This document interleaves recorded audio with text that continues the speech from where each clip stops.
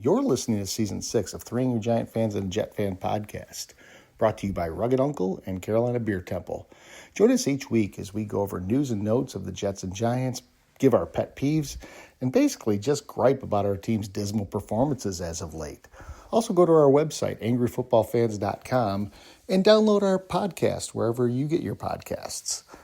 We have a lot of fun doing this. We enjoy all of our fans. Go Jets and go Giants. The NBA is a little shady. This Luka Doncic thing is such a bunch of horse shit. Yeah. Why is this guy going to the Lakers? And I'll tell you the reason he's going to the Lakers. Because the NBA was like, oh shit, we might have an Oklahoma City-Cleveland final. That can't happen. We got to get LeBron James some help. And so what GM in their right mind would trade away the fifth or sixth best player in the NBA for a broken down Anthony Davis and a couple other scrubs? This was fixed. I'm convinced of it. So my pet peeve is the NBA is a fixed league. I don't believe that. I think this was fixed, and I'm putting it out there now. You know who's going to win the NBA draft lottery? The Dallas Mavericks. This is going to be payback to make up. Yeah. They're going to get Cooper Flag. Yeah. Because you trade away Doncic, let him go to the Lakers because the NBA makes more money when the Lakers are good. So that was my pet peeve. And no one talked about this. All righty, so that's our prognosticator Novak calling it the rigged NBA. This was last month. He mentioned right after the Doncic trade that we would have the Mavs with the first pick given to them for doing that, and it happened. So we're going to get into a lot of stuff with the NFL tonight, but in the meantime, I mean, the NBA just continues to show, one level below the WWE. I mean, what an absolute complete joke. How can you not say that this is not a rigged, corrupt organization? And here's the thing that I was thinking about just, when this happened. I was like, first of all, I texted you guys like, I can't believe I'm actually right. This is going to happen. You got the NFL losing their minds over deflated footballs. They are changing the future of the league by rigging a draft. How is this not wrong? I mean, tell me, how is this not completely rigged, corrupt in every sense of the word? It's so blatant. It's just so blatant. I mean, it's the definition of blatant, right? If we have a guy here who can call it with a 2%, call it with absolute certainty, 1.8% chance thing that's going to happen a month from now, and it just happens. And it happens here too much. We just watch too much sports. We see this coming. Novak, amazing call. That was a top 2 all-time call from that far out. I mean, I think I talked about the YouTube video about the history behind that trade and what happened 2 years ago and all the, I don't know if you guys had a chance to see that, but there was an awesome YouTube video of this guy just putting the pieces together, and he needs to write a new 10-minute end to that video because everything he said was wrapped right up on draft night, and here we go. Think about the odds. When has a 1.8% chance ever worked in your personal life? You know what I mean? You get pulled over, hey, Cardone, you only have a 1.8% chance that you're going to get a ticket. You know what I mean? I didn't get one, or a 1.8% chance of getting out of a ticket rather. It's oh my God, I forgot to college. I forgot to use a condom. Don't worry, it's only a 1.8% chance. 1.8. You're fine. Don't worry about it. The only other 1.8% chance that happened positively was when the Jets beat the Giants 2 years ago. I mean, right at the end of that game. Well, that's the thing. I mean, we talk about that. These new probabilities that they show at the end of games, we've seen several times now where 99% chances turn around. And here's the thing with the NBA, and here's how I'm on the bandwagon that it's rigged. In the last 15 years, there have been 3 or 4 instances in the lottery where these 2% chances end up winning. Yep. Yeah. Now you basically have to go 500 chances for that to stick with a probability in terms of statistics. That's a great point, Scott. That should happen over a 500 to 700 year period. Happens in 15 years. Yeah. Yeah. Yeah, guys you're in the like NBA Monty Python should be saying, "Ah, 'tis a miracle." if you want if the NBA wants to prove that it's not rigged, pull out those stupid balls in front of everybody. That's right. Don't do it and then show the cards. Do it in front of us, because I guarantee it that does not happen. Guarantee that's not happening. You know what's funny about that, Novak? Like, if you tried to run your fantasy football draft that way, people would be offended. Exactly. Yes. You know what I mean? If you tried to say, well, I did it behind the scenes and here's how it came, people would be like, shut up. No, that we're not accepting that. We accept it from the NBA. Well, Scott does the draft order, right? And like the CFFL, with like kind of, I don't know what happened. And how many guys were pissed off every year? Guys were pissed off that they didn't like their draft position. Yeah. They were ready to drag Scott out in the street and beat him up. I do the randomize from the site, and we don't see it, Scott. So no, that's true. We don't. But I roll a dice every year, and I said I'm going to randomize it 5 times or whatever the roll of the 2 die is. So I do it. I can promise you, we're the only fantasy football draft left in the country that still pulls divisions out of scraps of paper out of a hat.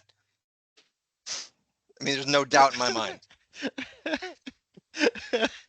So if you're just tuning in, you probably think we're an NBA podcast, but we're not. We're the 3 Angry Giant Fans and a Jet Fan podcast. Your host Scott, Giant Mike, Cardone, and Jets fan Novak. And we talked about the NBA being rigged, but guys, the schedule was released today, so we're going to go over the schedules. We're going to go over some of the intricacies of that. Speaking of things that are rigged. Yes. things that are rigged through AWS, the perfect schedule. But before we get to that, let's give a shout out. And this one was timely. I did not download anything from this location, but I was in this location last week. So hello, El Paso, Texas. Population 678,515. It's divided by Juarez, Mexico, and it's near Las Cruces, New Mexico, so it's known as Paso del Norte, those three areas. And it's very interesting because, I mean, literally, you're driving in El Paso and you see the border right there. There's a big fence and you walk over the border. I went from Mexico into the United States by foot, which was something I probably thought would be a bucket list item, but it was less than eventful. It was not so sexy to go across the border by foot. But it's also the home of Tex Cobb, and I'll throw a tie in here to the Jets, Don Maynard. Oh, that's right. He's from El Paso. That's right. From El Paso. Also, one of the great all-time songs by Marty Robbins. Down in the old Texas town of El Paso. It's also where Newman spent a month in one night, I think. Also, That's right. While doing the Merv Griffin show from Kramer's apartment. I will tell you this from being in El Paso, and I stayed in Juarez and then came back to El Paso for the last night. And you cannot live in that area and not be bilingual. Everyone speaks Spanish. Makes sense. Is that our highest populated call out ever? Because we usually have these random little towns in the middle of nowhere, Scott. But El Paso's a decent sized city, so that's got to be up there. I mean, it's not yet 1 million, but 678,000. I think it might be. Yeah. It's much bigger than Antelopeville. I know that. By the way, Scott said his passage from foot from Mexico to El Paso was uneventful. I don't think everyone can say that these days. That's not a. Hey, well, I'll tell you this. By car, it was like a 2-hour wait. So I actually got an Uber driver in Juarez, had him drop me off at the border. I paid 50 cents to go across to go from Mexico onto the bridge that takes you into the United States. And then once I got to the United States, it was like going through, airport security. You put your bags on a conveyor belt. You give the guy your passport and you walk through. And then once you're through, you're like in the middle of like an area where there's a bunch of shops and things like that, shops and restaurants. 50 cents. What costs 50 cents anymore? And not only that, you needed exact change. Like there wasn't a change machine nearby. So luckily I looked in my bag and I was like, holy shit, I got 50 cents. I couldn't believe it. Who carries 50 cents these days? Yeah. Can't use it anywhere. So the schedules came out today. They do the schedule release. And this could be a pet peeve. It's not, but they do the schedule release. But we all knew the schedules by 11 o'clock this morning. So I don't know what is the purpose of doing the schedule show at night. I don't know. I mean, Trying to get ratings that aren't there. I don't It's get got to it. be a primetime event.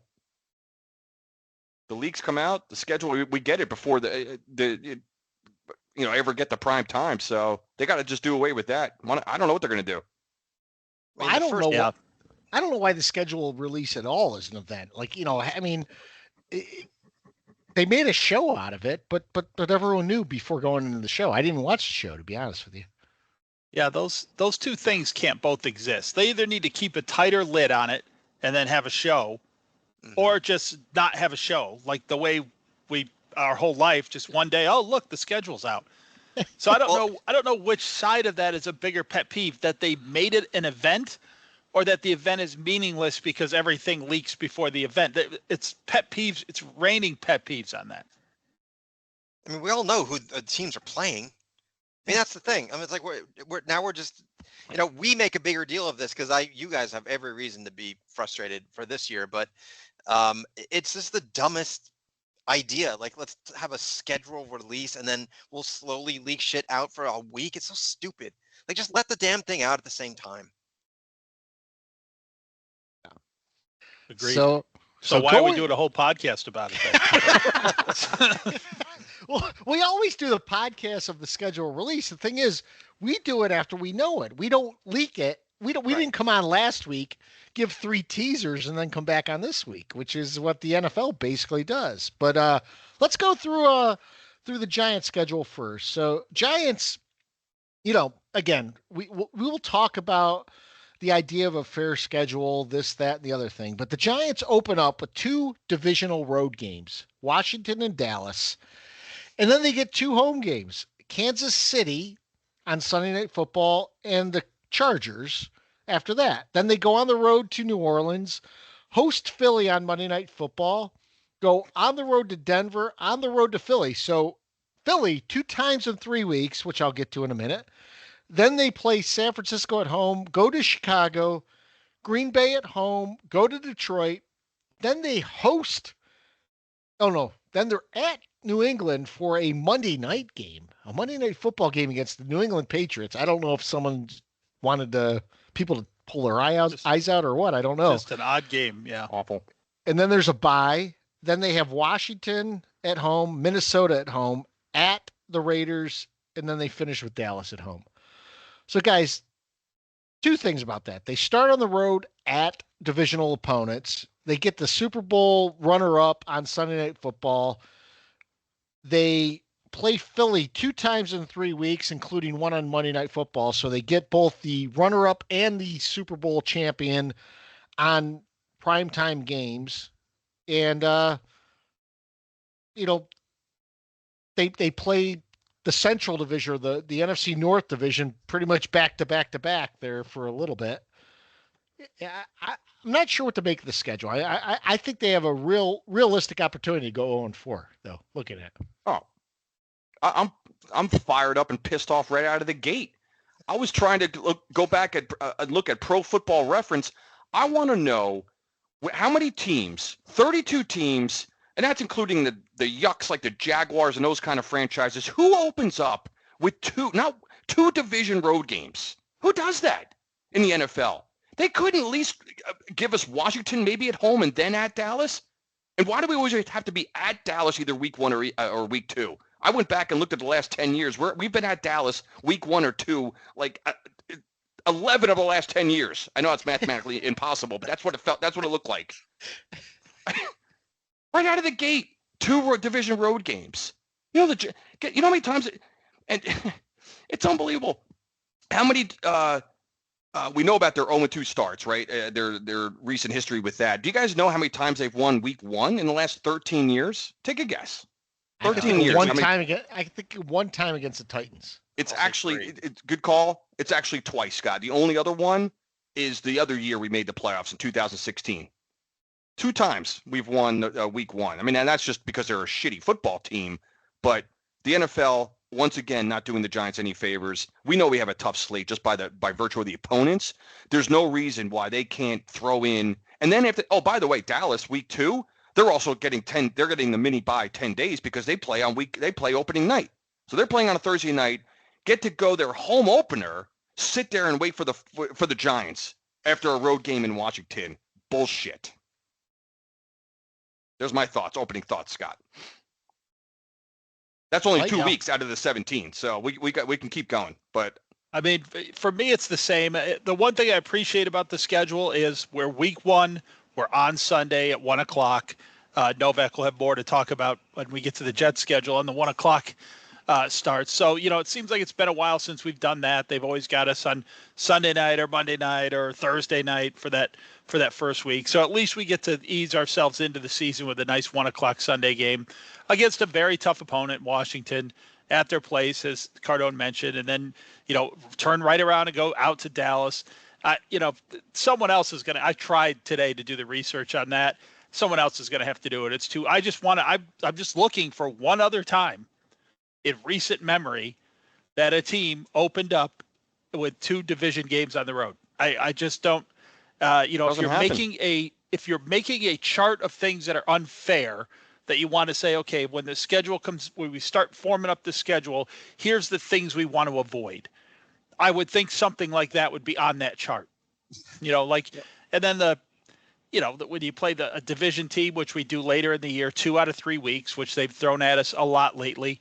We got the Eagles in twice in 3 weeks later in the year. I don't know why that couldn't be another team in our division, why that has to be the Eagles. I don't know. And by the way, the first one is home, and then we go all the way out to Denver, and we come all the way back, and we're at the Eagles for the third of that 3-game trip there. There's another part in the schedule. I forget the numbers today. Hang on. 1, 2, 3, 4, 5, 6, 7. We play an 8-week, 9-week stretch before our bye, where 1, 2, 3, 4, 5, 6 of the 9 games are on the road. So from week 5 to week 14 in our bye, we got 6 of those 9 games on the road. Which, when you consider that we open up on the road, I mean, you could even stretch it out to week 1, and so that's a tough start. I haven't looked at the back end of the schedule, but it should be home loaded, I would think, which would be nice. But it really isn't, though, Mike. So after our bye, we do have 4 weeks after the bye, and 3 out of the 4 are at home. But it's Minnesota, Washington, and Dallas at home, and then we're at the Raiders. So it really isn't like we have like a ton of, like, we don't have 3 in a row of anything. Yeah. So after what we think at best is maybe a 1-3 start, I agree with both of you guys who mentioned we're staring 0-4 right in the face. After that, we go on a 9-week gauntlet with 6 games on the road in 9 weeks. So good luck bouncing back in the meat of the season after that rough start. This is going to be a rough year, boys. Well, this also at the end of the year, though, Scott, I wanted to make mention of that where the quote, I'm doing the air quotes, of course, winnable games, right? Because the Giants, coming off a 3-win season, can't even, we don't have the right to say we have there's winnable games, but the better chance to win, the New England's, maybe even Minnesota this year at home, Vegas, those come in fucking December when we're going to be 2 months removed from a playoff race. The games don't even matter. Why can't the schedule flip and at least we have those winnable games in September? Just once. Where we have a chance to go 3-2 or something to start the season, and we're in the mix. We used to make the joke that Halloween the season was over before you even turned the heat on the thermostat. Well, now it's like October 1st. It's not even Halloween anymore. We can't get out. We could barely get to October and still be relevant. Yeah, and I know we've made this point before, but here's what I don't get. You have the ability with the schedule making to be able to compartmentalize things. We talk about it with fantasy football all the time. We could take a fantasy football league where we you play all your division rivals at one time at the beginning and one time at the end or something like that. I don't understand a schedule ever that will allow you to play a division rival 2 times in 3 weeks. It should never happen. And on top of that, it's completely avoidable. Yeah, I mean, you look at those games, And the reason that sucks, in my mind, the biggest reason is, and I'll just say that if I'm a Philadelphia Eagles fan, what if Barkley gets hurt week 5? The Giants get to play them twice without Barkley? Just something like that, that they're too close together. You've got to have the teams, you like to see them early in the year, and then, okay, you go through all your trials and tribulations, and then near the end of the year, let's get it on for the division now, right? That's what that's the way a perfect schedule, in air quotes, should line up in my mind. But, if one of those teams has a serious injury, or, Hurts is out, or whoever would matter, and the Giants is out, they get that for both games. They get the same team in the same situation for 2 games, and it just sucks. It should never happen. And I get where some years there's a fluke, and you say, we hate doing this, but this is just going to have to be the way it is. This is like the 3rd out of 4 years that this has happened, and it's always been with the Eagles. So this is something they're intentionally doing, obviously. It doesn't just fall that way 3 out of 4 years. So, yeah. When I saw your schedule, I thought the first 2 games, division road games, in and of itself is a joke, right? Totally agree with you. But here's my bigger issue with that. The NFL has to look at that and say, all right, we kind of threw them a bad deck or whatever. They got a bad hand the first 2 weeks. Give them a soft landing spot when they come home on week 3. Give them the Saints or the Raiders or the Patriots or the Bears, one of these teams. You got the fucking Chiefs on a Monday night. Like, don't you have to look at every single team and say, that's unfair. Okay, we can't change it for all other reasons. Give them an easy game in game 3. No, you got the Chiefs. You know what I love about this? The Panthers open up against the Jaguars. It's like you get these teams in there that like just open up against these softies, and you have the Giants running a gauntlet here. And why is that? The Giants have been, along with the Jets, the 2 worst teams in football for a decade. Why do we warrant these games? Give us the Jags on week 1, for crying out loud. This is stupid. And the thing about the home and aways, right? It doesn't matter. It's the same 2 games. We play Washington week 15, just flip the home and aways. Or Dallas week 18, just flip the home and aways. Who cares? It's. And if the NFL is so big on money and ratings and everything else, which they are clearly, do you really want to just beat down New York in after week 4? Yeah, out of the picture. Right? Week 4. I mean, do that to the Jaguars or the Titans, or like Cardone was saying, one of these other schluck, these garbage teams that no one cares about. Give them that schedule. Yeah. Keep us in the mix. Keep New York excited, or give them potential to have a decent season. It's so stupid. Yeah, they can still drill on the Giants all they want, but backload our schedule the way you front load it, and then all us Giants fans would be like week 8, week 9, we're going to the playoffs, and then lose the rest of our games. Just switch it up. Just give us a switch up, man. Can I give you a random? Cardone, so we want to be in the mix in October. Just want to be October 1st. Can I just give you a random stat? Because I'm really diving into the schedule, across the league now. I didn't have a chance earlier today. The Kansas City fucking Chiefs have 7 scheduled primetime games right now to start the season. 7. To start the season? Yeah. 7. I'm looking at it. I'm staring at my screen. I see 7 starts that have the 8 p.m. scattered. 4 of the first 6 weeks, we got to deal with this Chief Taylor Swift team. Look at this. Look, one. They have 7. And then that's never see that. It used to be, remember, the maximum I think you could have is 5. I think back in the day, at least scheduled. They used to do the flex thing after that too, so a team could start to appear more. But they have 7 scheduled games in prime time. The Chiefs. I mean, look, I don't want Patrick Mahomes to tear an Achilles, but what would the NFL do if he did in week 1?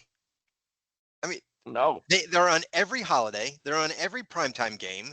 Like it's just, I mean, the NFL just play all year round and let the Chiefs play on Easter. Give them the golden egg if they win. Like they're on every holiday. It's so stupid. Can I do another farther and another thing, Varnick? Out of the 7 scheduled, 5 are at home. 5 are at home. This team has 5 scheduled home primetime games. Well, let me add something in there. The one of them that's away is the Giants. And shitty Giants. What's the other one? You want to know the other one? Saints? The Jaguars. Yep. Mm-hmm. There it is. There it is.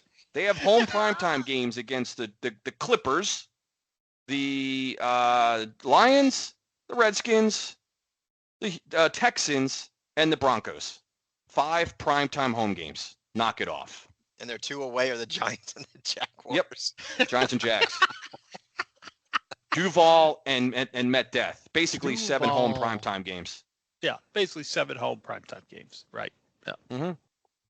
So as we're wallowing in the misery here, Novak, I know you guys open up against the Steelers. Is there a hidden message in there? Is there a cookie there, or what's going on with the Jets schedule? I feel bad in a way because I actually love the Jets schedule. I love opening up against the Steelers, a team that, there's going to be a little juice there, right? We want to play. The Dick's going to be the quarterback. We all know it. So I think, Met Death is going to be on fire. You open up with the Steelers, a 1:00 game. I love that opening game personally, because I think the defense is what, is going to be the staple of this team. And so we get the Dick in week 1. And the best part about this schedule, the Jets have 14 1:00 games. 14. I could not write it any better for my viewing pleasure, right? I'm not gonna. And we have apparently the 32nd toughest schedule in the league, so that's great. But as I was talking to Mike about this before we came on, my only problem is the schedule is actually so easy in comparison to others. I'm afraid Justin Fields might actually look decent. So so I don't know what's going to happen there. But 14 1:00 games. How does that happen? So by the way, they say this all the time in the NCAA tournament and with the NFL schedule, that there are no coincidences. If there are no coincidences, how the hell does the Steelers open up against the Jets? There's a coincidence. Of course there is. And this just like the Jets opened up the last 2 years on Sunday night and Monday night. And this is the no Dick schedule, what they have. Because when we had the Dick, we had 7. Last year we had 7 primetime games, which is way too much Jets for anybody, even me. So to go from 7 primetime games to 14 1:00 games, I'll take it all every year. I will take this schedule. And of the 3 non-1:00 games, one is a London game. Fine, whatever. We played there last year. We got to do it again. No big deal. And then we've got 2, Monday night, Thursday night games. Patriots, I think Patriots and Dolphins. Fine, I don't care. So I honestly have no complaints. We open up with 2 home games, one on the Steelers. I love it. Can't complain. Yeah. Really, you guys take a look. And then, as I say every year, what I always like to look at is where are we December 1? What do we have left? So what we've got to end the year, we've got the Dolphins, the Jaguars, the Saints, the Patriots, and the Bills. But that's not all that daunting either, to be honest. So should be able to put a stretch run together out of that. Exactly. Yep. So we open up in a fairly favorable and end fairly favorable with the 32nd toughest schedule in the league. So there's nothing I can say to be upset about it. 5 of their first 7 are at home. Yeah. 5 of the first 7 at home. Yeah. Even if I really didn't like everything else about the schedule, 14 1:00 Sunday 1:00 games, I'd be giddy about that. Yeah. Hell yeah. Any year. That's a dream. Absolutely. So well done, NFL. It's the perfect AWS schedule. Nice job, AWS. It's funny, they get rid of the Dick, and all of a sudden you have a favorable schedule because you're playing at 1:00. Because no one wants to watch them, and that's what I've been actually happy about. Jets are under the radar. No one's talking about the Jets. Finally, for the first time in 3 years. No, there's not a word happening. They're not doing anything crazy. No bad signings. No, risky free agents. No headlines and the back pages and all that crap. There's been nothing. No one cares, which is the way I'd rather have it. And by the way, we're recording this on Wednesday night, right after the schedule supposedly came out, and the Knicks are losing by 21, and Jalen Brunson just fouled out. So it's going to at least a game. Game 6. Let's go. Yeah. Jeez. Well, they better get that one. Just put it that way. So it looks like we're diametrically opposed here. Novak loves his schedule. We hate our schedule. Guys, I'm going through the schedule here, and I am the ultimate optimist. I see 5 wins. I really Yeah. do. Yeah, that's huge Yeah. from you, Scott. I've never heard you not find 10 in a schedule. I swear. So, yeah, that is huge. And you know what set me off, and we touched upon it. It set me off that we have 2 road games. You know, I at Washington, at Dallas. You know, they can be winnable games. You never know. I think Washington's going to come crashing down to earth this year, but you still see those 2 on the schedule, and you start off with that, and then you go, well, like Novak said, maybe you get a gimme in week 3. No, you get the Chiefs and then you get the Clippers. So you're looking at 0-4 in the face, going to New Orleans for week 5. I just I know this team has gotten off to bad starts in the past. I just can't get past that start and see more than 5 wins. I mean, maybe they beat, you know, the Raiders later on. Maybe they beat New England, but New England's going to be improved. You know, they're They're not. be improved. Yeah. You know, I don't see where the wins are coming on the schedule. At Chicago is always a tough game, even though Chicago shouldn't be great. Yeah, and I notice all the games we would put in sort of the winnable category. Of course, we already knew this from before the schedule was released, but all of the winnable games are all on the road, which, you know, as we know as Giants fans, might be the best possible scenario. Our home field advantage is non-existent. So, you know, at the Raiders, at the Bears, at the Patriots, at the Saints, you know, we came a meaningless Colt win last year from going winless at home. And when you look at their home schedule, it's possible they could go winless at home again. Easy. It is. Yep. We knew the opponents, obviously, so it almost doesn't matter when those games are in a way. But you look at the home slate, there's not one. So, Novak, I was thinking about that too. Like, you want to give the Giants a winnable game, week 3 home game after the 2 road games. They don't have one. They do not have a win. They don't have a cupcake home game. Cardone, that's a good point. I mean, you know, maybe Minnesota becomes their most winnable game, and Minnesota's not a bad team, you know? Yeah, like, not at all. I mean, it's not out of the realm of possibility. You guys are looking at 2-8. Yeah. I mean, I mean, it's really possible because you really think if you look at it, you know, I'll give you the Saints as, you know, the one that you should absolutely win that, and maybe the Cowboys, maybe. But, you know, Eagles, Broncos, Chargers, Chiefs, Commanders, like, you know, I hate to throw a hypothetical out there, but, you know, you're 2-8. You throw your rookie quarterback in. Maybe what if he doesn't look great? You're 2-15 at the end of the year. Your number 1 pick. What are you doing now? Well, I give you that, Novak. That's what I was just going to go to is that once that happens, do you then go, all right, we got Arch Manning, or are you okay with Dart? You know, that's the dilemma you have. Yeah. I mean, we're jumping the gun majorly, right? You guys could end up, you know, 13-4 for all we know. I don't think we're jumping the gun here, no, but I would put the Giants plus minus on wins right now at 3. Looking at this. If I wanted to put a betting line, you know, I always kind of figure it doesn't happen every year, but I always kind of figure we get Washington once. We usually at least do that. But outside of that, at the Saints, at the Raiders are the only other ones you're thinking pretty winnable games. This is going to be a fun live pod at the Carolina Beer Temple, isn't it?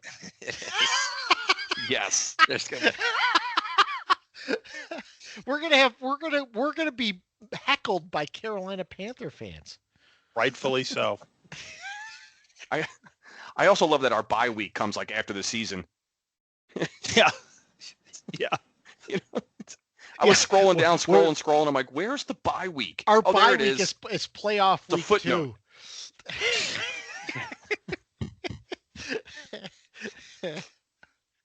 So, Novak, you got any other notable things to mention about the Jets schedule? Not really. Like I said, I love the back end of the schedule. The 1:00 game's great. I'm so pissed that we were playing the Panthers on the road. I really wanted them to come here so I could go to the game. That doesn't happen, so I'm kind of pissed about that. One thing, if you guys have the schedules up, I'm really curious to know how many times the Jaguars are playing the Titans this year. Do we know? be like It's- 5. Is it every other week again, or It's what? every what's other happening? week. Yeah. There is a team, and I'm not sure who it was. They're going. It might be Minnesota. They're going back to back overseas.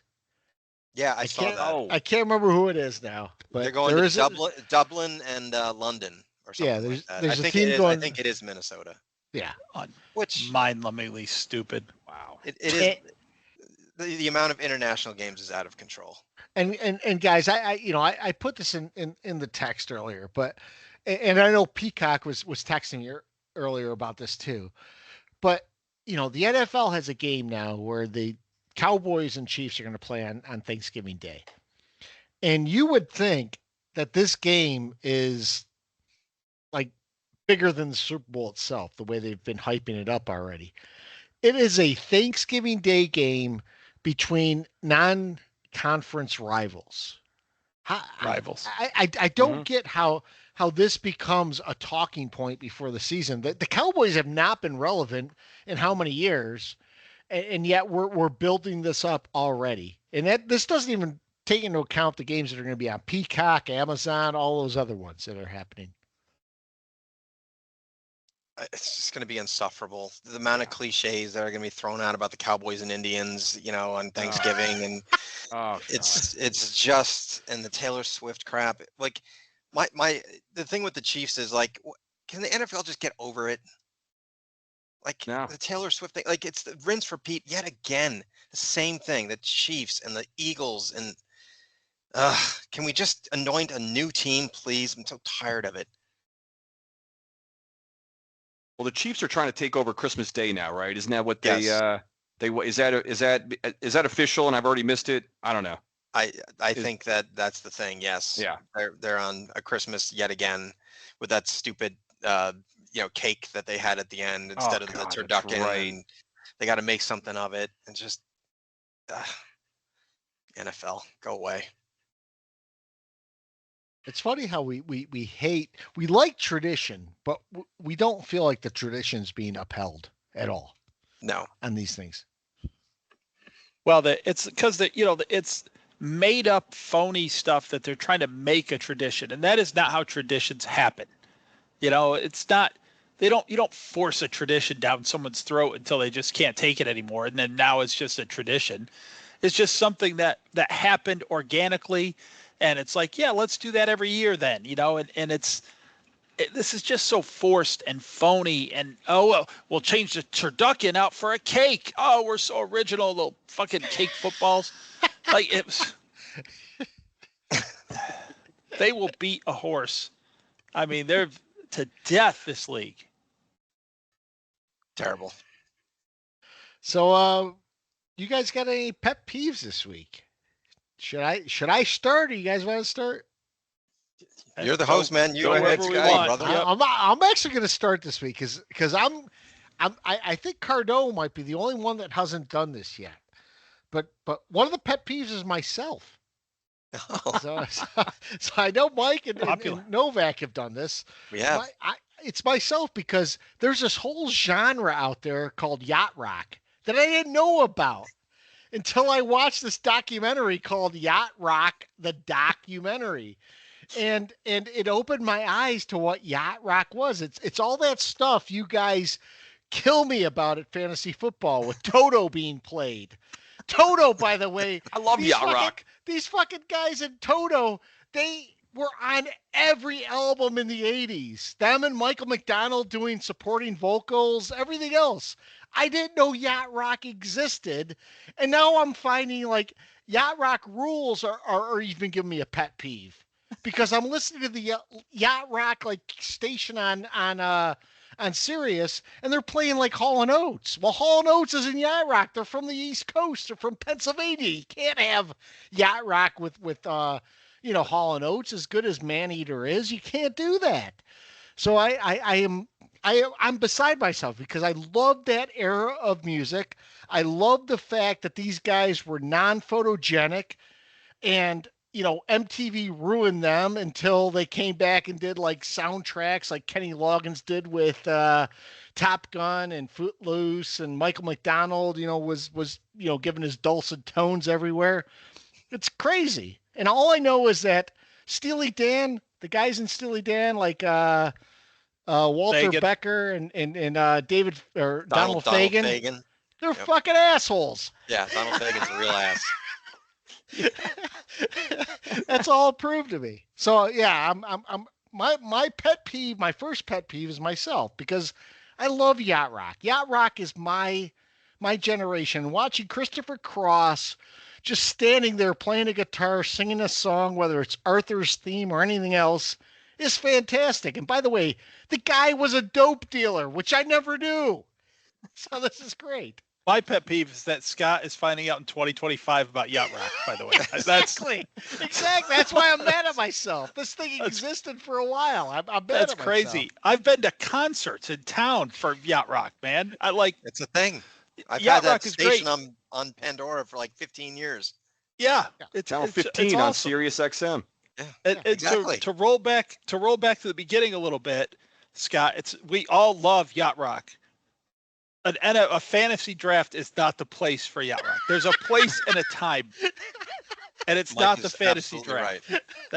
That's all I'll say about that. When we're deciding over a wide receiver or running back and Ambrosia is playing in the background, that's not what needs to be going down. No. But we know it will be. So Of course, every year Scott's just discovering it. without fail. Jesus, I'm gonna play Boz Skaggs on repeat just for this shit. There's nothing wrong with that. Play I Steely had 3 Dan. songs.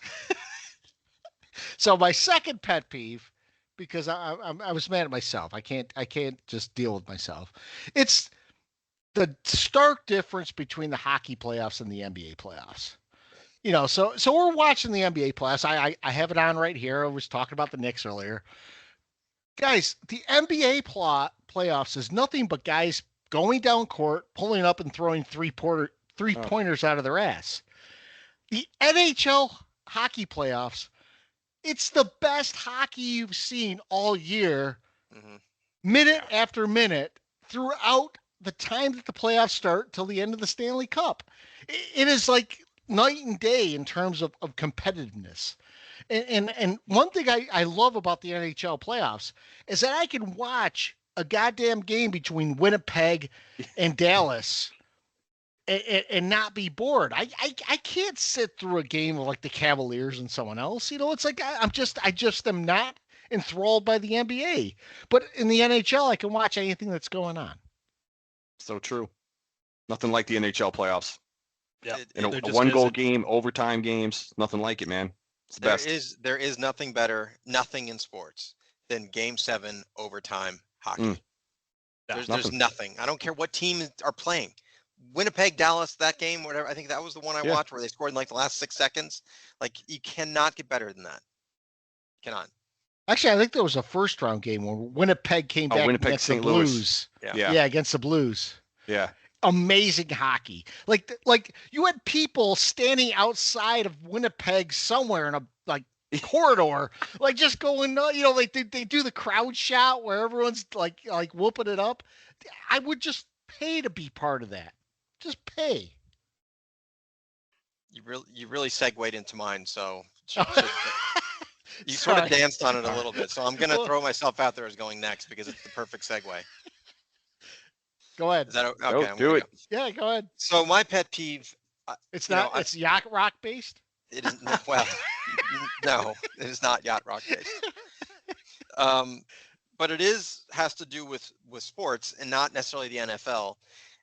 I'm going to the PGA tomorrow, which I'm very excited about here in Charlotte, and I realize how much I not just love the game, but I enjoy watching golf. I do.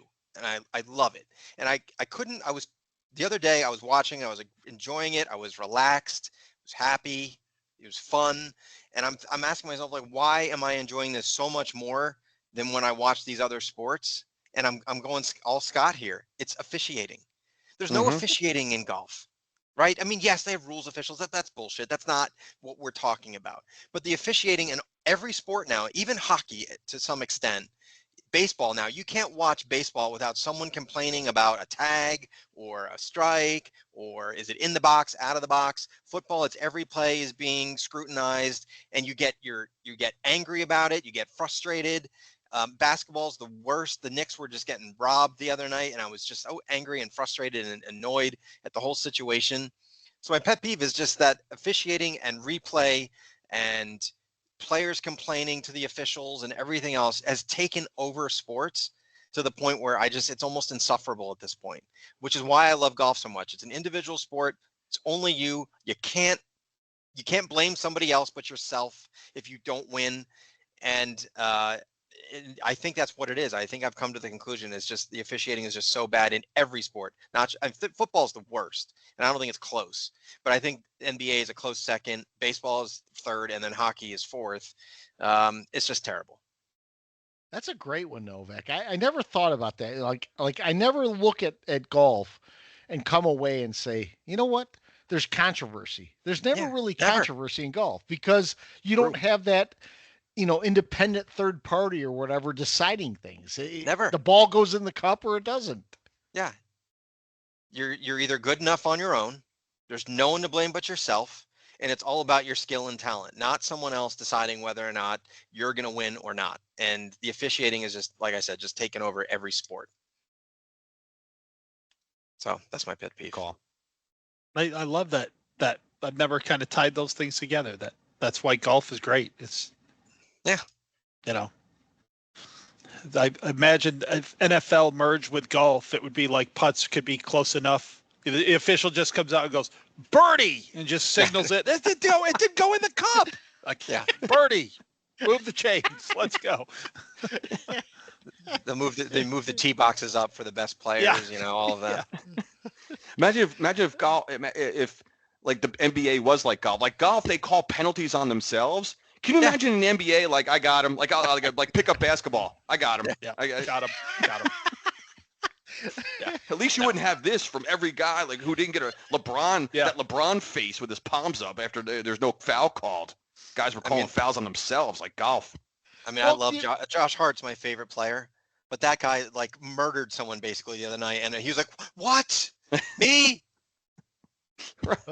By the way, the one part of Novak's rant in a couple weeks ago or a couple months ago now on the Lakers getting Doncic was the supposition that the Lakers would end up making the finals or at least go forward. Yeah, and how good was it to see LeBron and those guys get beaten in the first round? I mean, it didn't happen. They played like crap, and the Mavs still get the benefits because it was prearranged. Try as much as the officials did in that game to get the Lakers to win. They did not because they stunk. And good because, there's a bigger douche in all of sports than JJ Redick.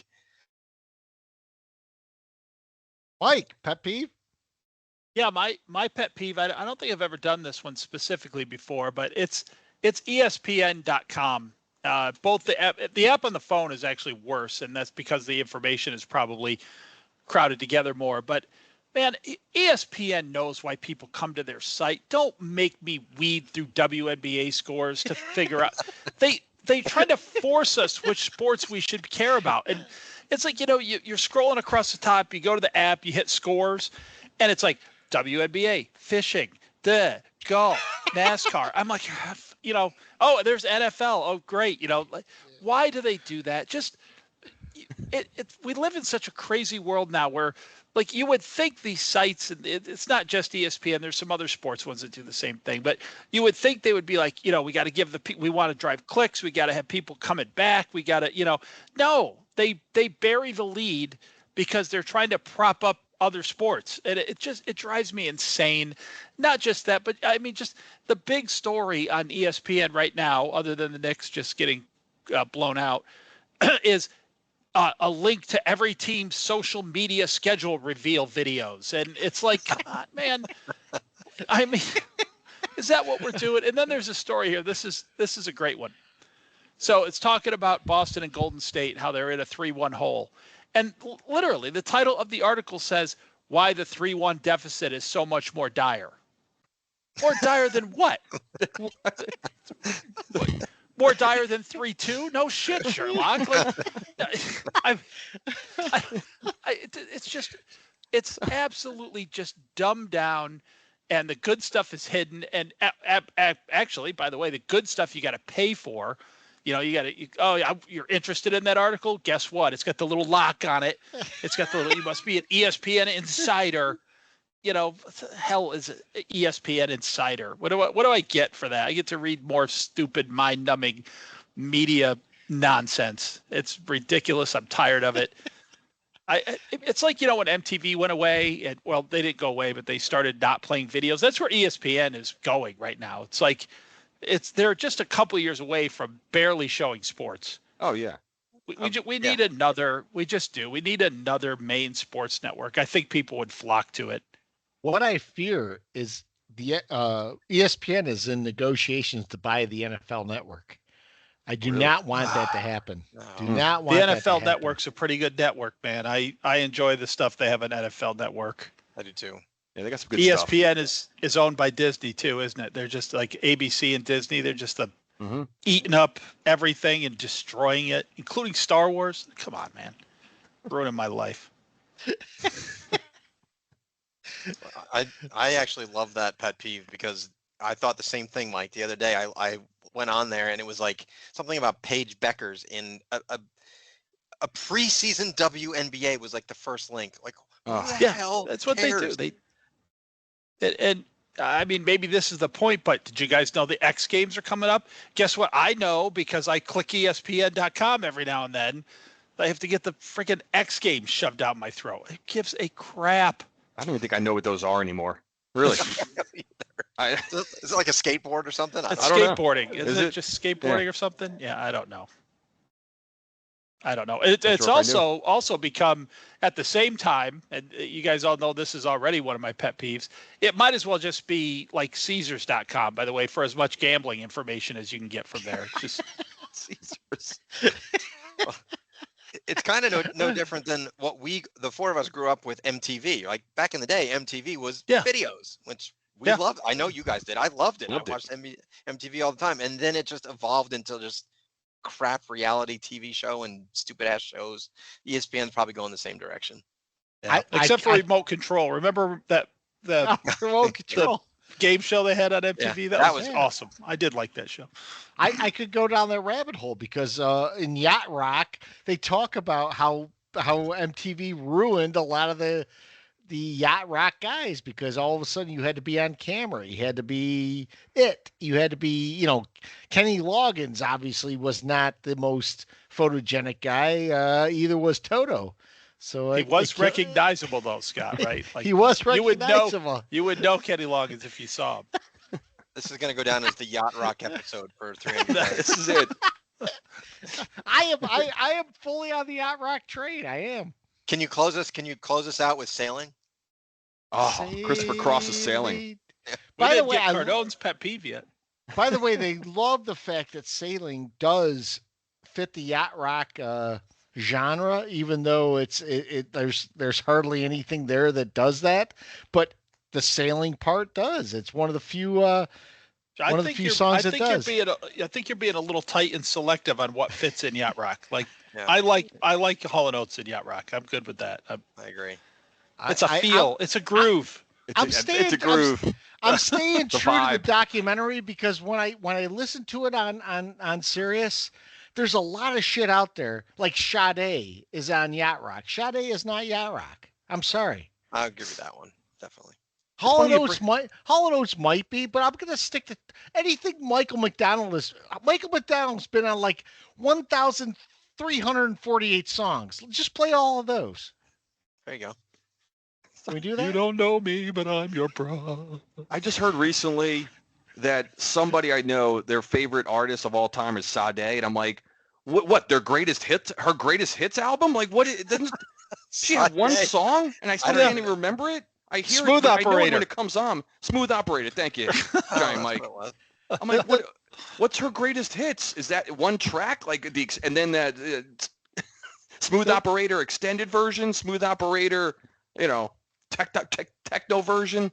I don't know. Here's what I go back to. Missy Elliott. The fact that Michael McDonald was sampled by Warren G for one of the better songs ever. That's it. That's all I need. That's it. Regulator. I don't Yeah.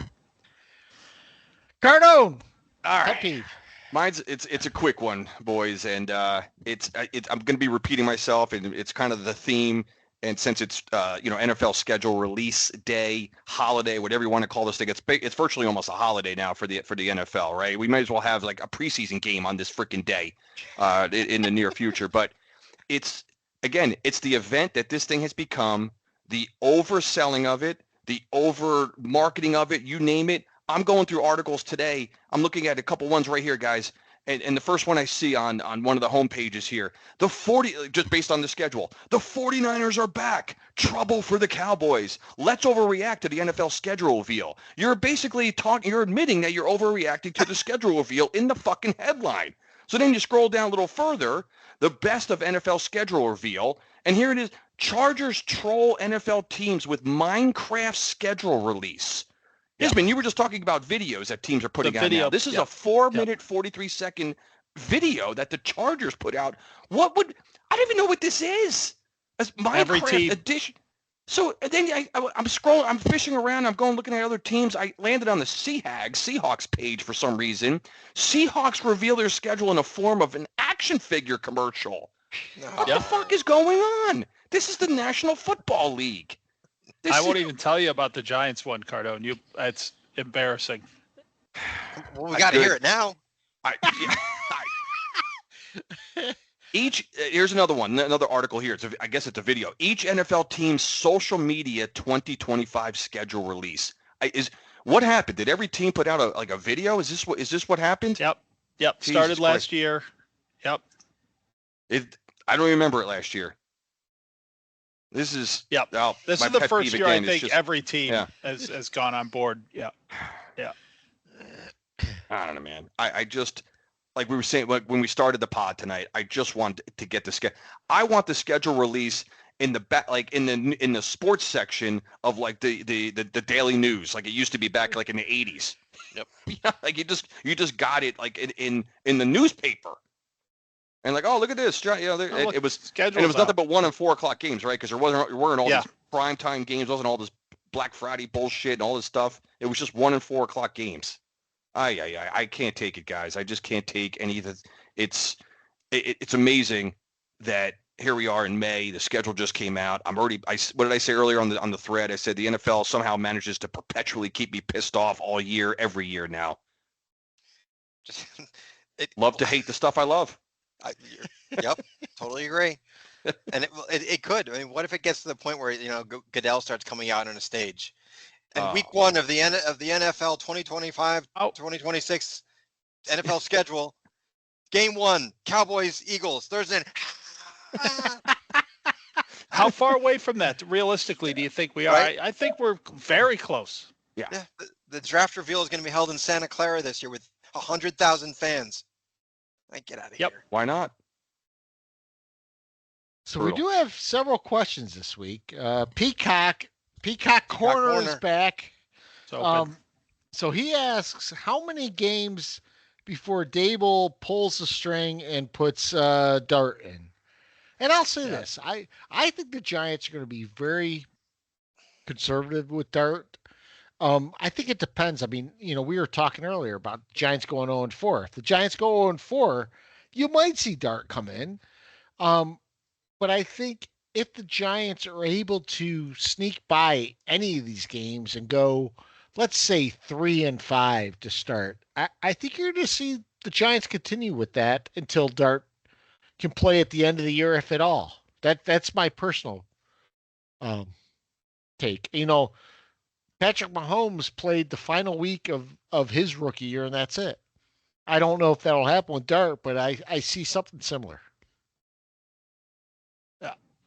This is a good question. I was actually going to ask this when we were looking at the Giants schedule. Like, I want to get everyone on record for what week does Dart play, and he doesn't as a viable answer. But if this season starts out 0-4, I just got a gut feeling he'll be in there. And I'll tell you why, because at that point, Dable has to throw a Hail Mary to save his job. You got to try something. I mean, he can't just sit here and go 2 and whatever you can go now with 2 wins, 2-15, unless behind closed doors, they've already had the conversation. Look, if we go to Dart, I'll give you another year to develop it more. And I don't know if that kind of conversations actually happen behind closed doors or not. But to me, this looks a lot like last year, where it's not just the losing, it's how you're losing. And if it looks like Dable again, it's just got a completely incompetent, especially offensively, team out there. I don't know. We have 2 veteran quarterbacks. I do not know how he survives a dumpster fire here. And so for that reason, I think we might see Dart this year, mid to late this year. I don't know. My first instinct is that we won't see Dart at all. I think that's, who knows though, right? It's a long season. Then with the schedule released now, maybe I would say after that late bye week, there's 4 games left. Does that make any sense? Maybe 3 of those 4 at home. The Favorable. One is so maybe he gets stuck in there, week freaking 14 or whatever it is for the last 4 games of the year.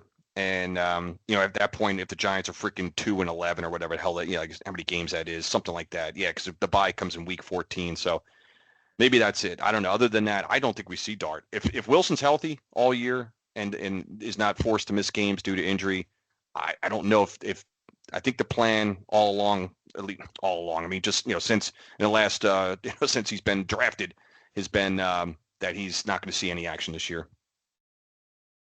I'm only going to throw one caveat in there, and that's if with Derek Carr retiring from New Orleans, if Jameis Winston wants to go back there and we end up trading him back there, that could give Dart extra time to start. But that's about the only one I can think of. I like Cardone's call because it does. I don't think there's any way we're not completely out of contention by week 14. We'll be completely out long before then. Yeah. And then 3 out of 4 home games, the road games, not a team you're terribly scared of, but probably a team better than us. But that just seems like if he's going to get in there, that might be when. So I'm going to throw, since my prediction from last time was good, I'm going to try. I think at best you're 3-6 going into that Bear game, right? That's where I think you are. You lose that game, go 3-7. I think you see him against the next 3 games, which are bad, not great defenses. Packers at home, Lions, Patriots. I think you see Dart there in week 10 against the Packers at home. That could be a good call. Yeah, that's a good prediction. So there's these tie in together. Peacock asks, do we like when the Giants play on holidays and our favorite game time for Giants? I think we've said over and over, we love a 1:00 Sunday game. And by the way, I hate when the Giants play on holidays. Hate it. Because they're always on the road.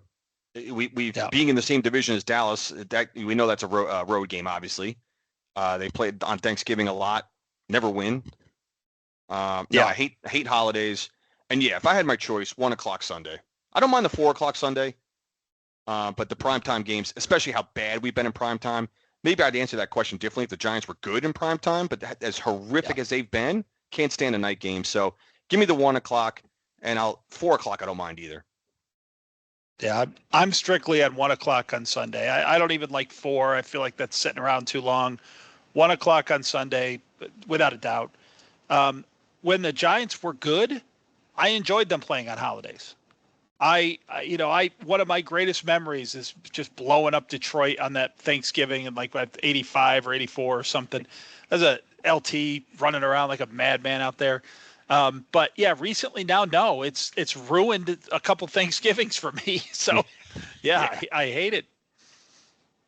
Mike, for you, it's more of a comment than anything else, but he's like, usually you is. Cannot hate the Mavs after the Ewing debacle.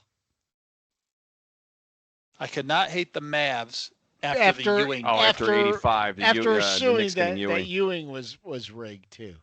Oh, I don't hate the Mavs. I don't blame the Mavs at all. Um, I the Knicks Ewing draft was probably rigged. It's not above the NBA at all. But no, I hate that the league's so blatant. And if this was just happening like out of the blue, no one would be saying this is rigged. They would be saying the Mavs are lucky. But for all the reasons that Novak called it, and then we just see it come to fruition and happen, the whole damn league stinks here. Yeah. Well, on top of the fact, 1985 was like 40 years ago. Do you think in 1985 I was going, well, when the Minneapolis Lakers in 37 got that draft pick, this is payback. Come on. Yeah. Now, I will say this. I mean, Novak laid it out perfectly in the previous pod. It's one of those things where it happens because the Timberwolves, or no, not the Timberwolves, the Mavs made a terrible trade. I mean, they traded the best guy, well, one of the better players in the NBA to a team, and they got in return a guy who's on the backside of his career and some scrubs. Yeah, And you have to believe there's some sort of reciprocity there. Reciprocity, right? That's a terrible reciprocity. No. Is it? No, you're right on. Of course, I mean that's the whole thing. Is that it's like the mafia. They're just doing things out in the open, and just expecting. I mean, this league. Can you imagine what would happen in the NFL, which might happen someday soon? But can you imagine if we had an official come out and say, "Yeah, I was rigging games"? That literally happened in the NBA, and nobody talks about it.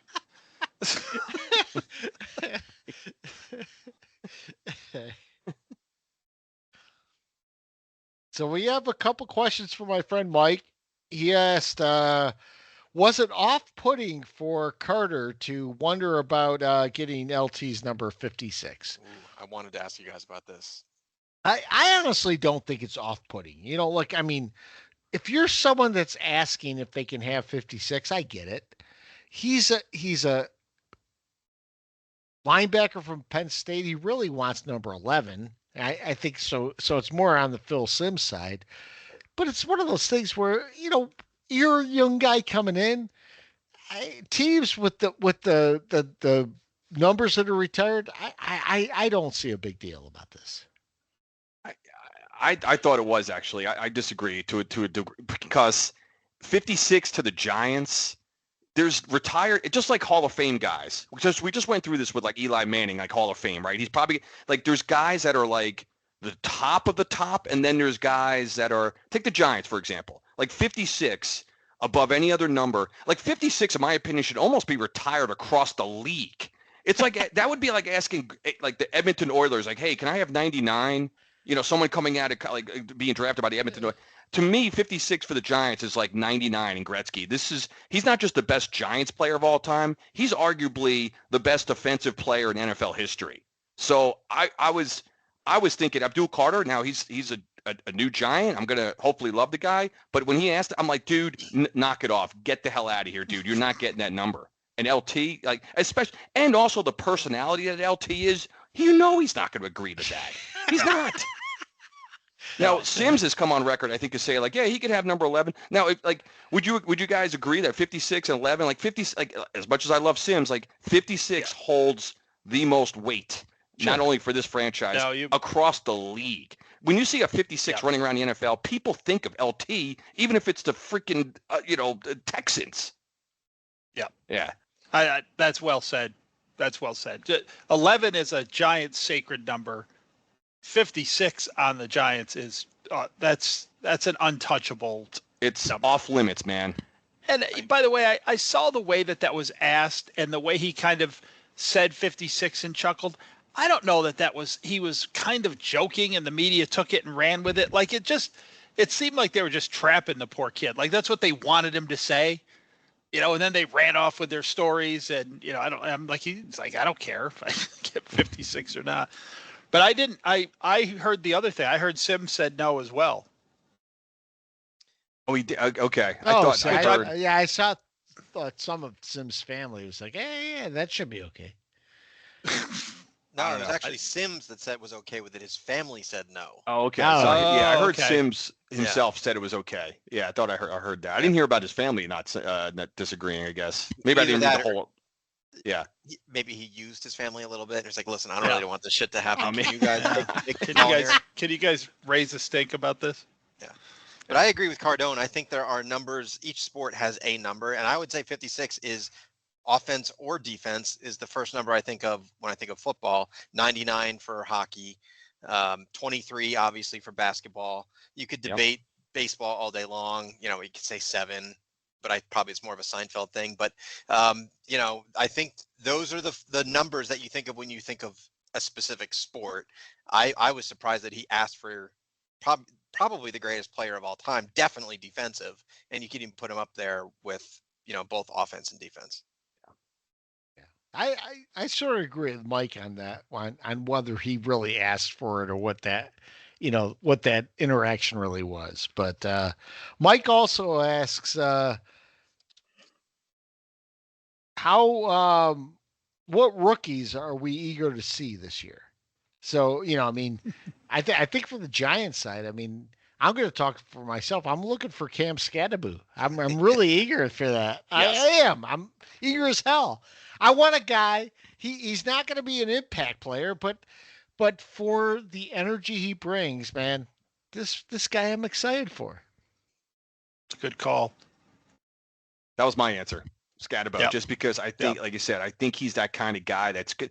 He's going to have certain plays, like you said. I don't know how many plays a game he's going to average early in the year and this and that, but he's the kind of guy that's going to come off the bench. Like, I think he just plays with a lot of fervor. You guys know how much I love fervor. Like, and he's going to fervor. He's going to have a couple of those plays. I can see him breaking tackles, he's the guy I'm excited about. I mean, I'm excited about this rookie class. I think we had a really good draft, but Scatterbo kind of stands out for me specifically as like, I think this guy's going to over exceed his, maybe pre-draft, talent, predictability, whatever you want to call it. As far as where he went in the draft, I think the Giants. I think we got something there with Scatterbo, definitely. Yeah, this draft kind of erased out my current Giants jersey repertoire because I have Thibodeau and Tracy, which I'm wearing tonight. And so we draft a linebacker and a running back who both look like they're going to be pretty good. So we also have a question about predict upset for each of our teams. And that one's a little bit tough looking at the schedule. I'll say this. I think if there's an upset in the Giants schedule, maybe we beat San Francisco. When do we play them? There it is. I Week missed 9. that. We play them at Philly, week 10 or so, week 9, maybe. Week 9, yep. I like for an upset for the Giants. I like beating a team that I think has been a little overrated for 3 years in a row is Green Bay. I think we can get Green Bay at home. I'm going to go. The Giants typically throw a road win out there each year, like when you're not expected one. So I'm going to go on the road. I'm just going to throw out there it's a AFC opponent. I'm going to say like at Denver. We win like at Denver. Weird place. We don't see them that often. And I could see the Giants maybe just winning one that you're not expected to win. You know what I hate about that? I hate the fact that's an upset. Well, I really do. I hate that. It will be. But any win we have will be an upset. Listen, I mean, we're not going to be favored to win hardly anything. We won 3 games, so everything's an upset. At Denver, yeah, it's. Oh, so no, give me that one. I agree with you. I just hate the fact that it's an upset. Of course. I mean, we'll see what that week line. Sorry, Novak. We'll see what that week line, week 5 at the Saints spread looks like when we get there. Go ahead. I'm sorry. For the Jets, I'm going to say actually week 1. I think you got Justin Fields against his team that didn't, that put him on the bench against the Dick who ruined and torpedoed the Jets team for 2 years, all fired up. Aaron Glenn, who's like a fiery guy. I think they play above their heads, and I think they steal week 1. That's a good call. Yeah, I like it too because in my mind, I don't know how much of an upset that is, but I'll bet the Steelers are favored. Oh, yeah, for sure. I would think, but yeah, new coaches, when they come in, they usually they do well game 1, game 2, game 3, right? And then you guys got that with Dayball, getting that Tennessee win, and I think that was his rookie year, right? Yep. First year. I could see something Well, you like get that. Yeah, you get that because the other teams don't have the trend analysis going on you yet. They don't know no idea what you're going to do. I can tell you right now, Fields is going to run like roughshod, and they're going to have some dumbass nickname like Fields of Green or some shit, because this is what's going to happen, and everyone's going to get all juiced up over this guy, and I'm going to have to sit here going, just wait, because he's going to suck because he can't throw. Fields of Green. Fields of Green. Love it. And then Michael also asks, what our thoughts are on Pete Rose and Shoeless Joe Jackson being eligible for the Baseball Hall of Fame. And I'll say this. Look, I've said this for a while. Because of the voting block that is the Baseball Hall of Fame and allows people in, Pete Rose should have been in a long time ago. I don't know about Shoeless Joe Jackson. I don't know, the particulars, but guys like Pete Rose, guys like Clemens, guys like Bonds, guys like McGuire, they should be in the Hall of Fame. I'm sorry. You can't. Here's what I have a problem with on morality is if you keep people out of things because of morality, it changes. I mean, Kirby Puckett, people thought was a great guy. It turns out he wasn't such a great guy, but he's been in the Hall of Fame. A guy like O.J. Simpson got involved in the Hall of Fame before he had his interesting, run. Interesting is one way to put it. It's one of those things. Cut a couple people's heads off. The thing is, though, I mean, you can't predict that kind of stuff. So why take into account their personal lives? That's been my take. Yeah, it's time. I mean, all of sports right now needs to get over themselves. I mean, listen, all sports market themselves now as gambling. I mean, how do you keep Pete Rose out of the Hall of Fame when you have the DraftKings Monday Night Baseball show? I just don't. It's over. It's time. Pete Rose, what he did, there's zero evidence that he bet against his own team, which to me would be the nuclear option. But, big deal. I mean, I know he was what do you call it? He wasn't a very likable guy from what I've heard at times, but it's well past time Pete Rose is in the Hall of Fame. If he's not in the Hall of Fame, there shouldn't even be a Hall of Fame. Barry Bonds too, for that matter. Let's look around most leagues. A lot of the best players are not the most likable guys because they're competitive assholes, and Pete Rose fits that, mantra. But listen, I love the fact that he's going to be he's eligible. He should have been. It's based on your performance on the field. That's what I think baseball. They a little too much of the old school. It's one of the weird, ironic things because I'm an old school guy. Like we talk about a lot in this pod in terms of rules and the old school league. But as far as baseball and banning Pete Rose and all that, I'm like, you got to be kidding me, man. Like they go too traditional and too I don't know. I mean, old school in that regard. Pete Rose should have been in the Hall of Fame decades ago, but it's late, But I'm just glad that they're lifting that ban. God deserves it more than anybody. Yep. And these leagues are making decisions and doing things based on dollars and ratings, and yet they have the audacity to say that this person can't be in our Hall of Fame when we are clearly, like the NBA, like we talked about, making actual decisions for money. So get out of here. Yep. You're going to be the moral police when you're the ones that can't even run these leagues without being corrupt. Come on. Yep. Yeah. And you watch when they have the induction ceremony, you watch, it'll be the same thing that always happens. So who's responsible for the Hall of Fame? It's media. It's the media. Yeah. And it's the media who's kept him out, right? So we're going to get lectured by the media when Pete Rose goes in the Hall of Fame about how they're just going to be saying things like I just said, like this is long overdue. Like, no shit. You people are the ones who kept out. It wasn't Cardone and I go picketing at Cooperstown, keeping him out of the Hall of Fame. It's the same tired story over and over. Yeah. So you guys got anything else tonight? I don't think so. No. All right. I don't know when we'll be back. I think we'll be back at the. I think from now it's really the beginning of the camp, isn't it? Probably. I mean, it's only a couple months away, believe it or not. Yeah, no, it's not that far away. That No. that Bengals preseason game is coming up. We got to have a show for that. Well, if we have another event where Novak calls it on time, we may stop everything and have him. I mean, do an emergency event. podcast. Yeah. Emergency podcast, exactly. I love the fact, by the way, that we called that, because we have all talked about corruption and everything else, and the fact that it came true, fantastic, Novak. Yeah. Well, thank you. Really. Yeah. That's awesome. I mean, really good, because a lot of people now in hindsight are saying, well, of course, because it's payback for this and that. That's why I love we have a podcast. Novak said it on recorded air 2 months before it happened. And that just adds weight to it. Anyone can look at it in hindsight and go, oh, look at this shenanigans. Novak saw the shenanigans coming from 90 days out. And there, the 1.8% chance miraculously hit. It did, which was great. But I will say, Awesome. that's not the first time that we've done this.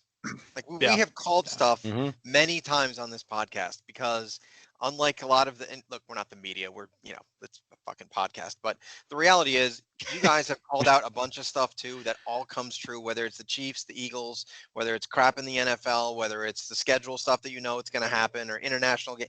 We have called it out left and right. So anyone out there listening, keep listening, because we have a pretty good track record with that stuff. The only thing that we suck at is predicting our teams, but that's all right.